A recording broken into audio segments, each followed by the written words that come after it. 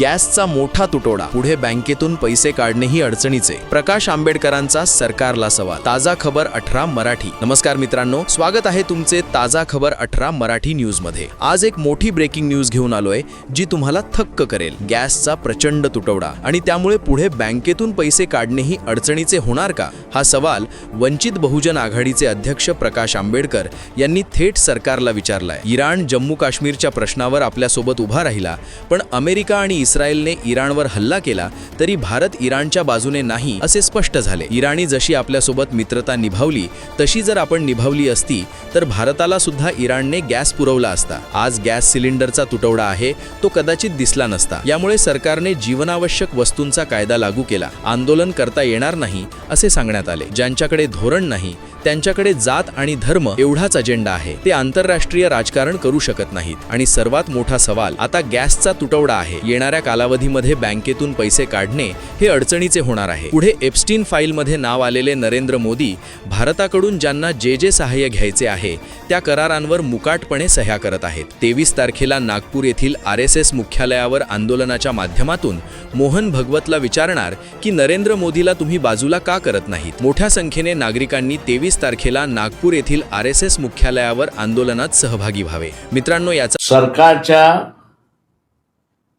धोरणांमुळे भारतीय नागरिकांना त्रास व्हायला लागला अशी असणारी परिस्थिती आहे.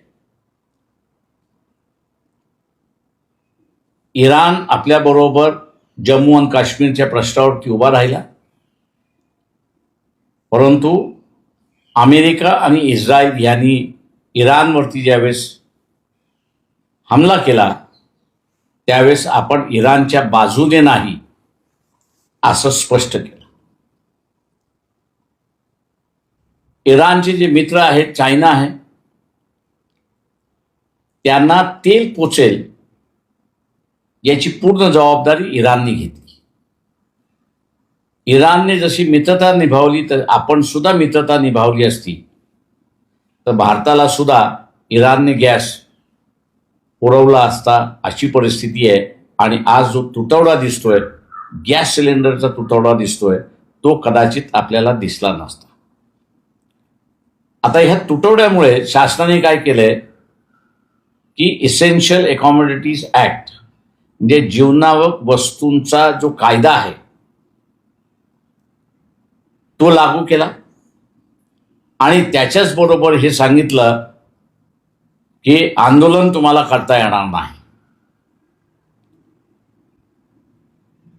ज्यांच्याकडे धोरण नाहीत, फक्त जात आणि धर्म एवढंच फक्त असणारं अजेंडा आहे, त्यांना ते आंतरराष्ट्रीय राजकारण करू शकत नाही अशी परिस्थिती आहे. आता गॅसचा तुटवडा झालाय. येणाऱ्या कालावधीमध्ये बँकेमधला पैसे काढणं सुद्धा असणारा अडचणीचं होणार आहे. आणि ते जर झालं तर सामान्य माणसाचा बँकेमधला पैसा हा बँकेतच राहणार नाही अशी असणारी परिस्थिती आहे. शासनाच्या या भूमिकेच्या विरोधात आणि पंतप्रधान यांचं नाव एप्स्टीन फाईलमध्ये आल्यामुळे मराठीत जी म्हण आहे, कोणी यावं आणि टिकली मारून जावं, त्या पद्धतीने असणारं ज्याला ज्याला जे भारताकडून साधून घ्यायचं आहे त्याच्यावरती मुकाटपणे नरेंद्र मोदी सह्या करतोय आणि एग्रीमेंटच्या नावाखाली ते लोकांना सांगतात आहेत अशी परिस्थिती आहे. ही धोकादायक परिस्थिती आहे असं मी मानतो. आणि तमाम भारतीयांना माझं आव्हान आहे की आपण 23 तारखेला नागपूरच्या आंदोलनामध्ये सहभागी होऊन मोहन भागवत यांना आपण असं विचारूया की जो सांस्कृतिक माणूस तुम्ही म्हणताय, नरेंद्र मोदी हा तुमच्या सांस्कृतिक थिअरीमध्ये बसतो का, आणि बसत नसेल तर त्याला बाजूला का हटवत नाही, हा सवाल आपण त्यांना विचारूया. आणि सर्वांनी 23 तारखेला 23 मार्चला नागपूरला पोचा असं आवाहन करतो आणि थांबतो. जय भीम, नमस्कार. मित्रांनो, याचा अर्थ काय? गॅस तुटवडा म्हणजे केवळ स्वयंपाकघराची समस्या नाही, तर बँकेत पैसे काढणेही बंद होण्याची भीती. सरकार जीवनावश्यक वस्तू कायदा लावून आंदोलन बंद करणार आणि 23 तारखेला नागपूरमध्ये मोठे आंदोलन. प्रकाश आंबेडकर यांनी हे सवाल सरकारला आणि RSSला थेट विचारले आहेत. तुम्हाला काय वाटते? हा तुटवडा खरा आहे का? कमेंट्समध्ये सांगा. जर ही बातमी आवडली असेल तर लाईक करा, शेअर करा आणि चॅनल सबस्क्राईब करा. बेल आयकॉन दाबा. अशा सर्व ब्रेकिंग न्यूजसाठी ताजा खबर 18 मराठी न्यूज सोबत रहा. धन्यवाद. जय हिंद, जय महाराष्ट्र.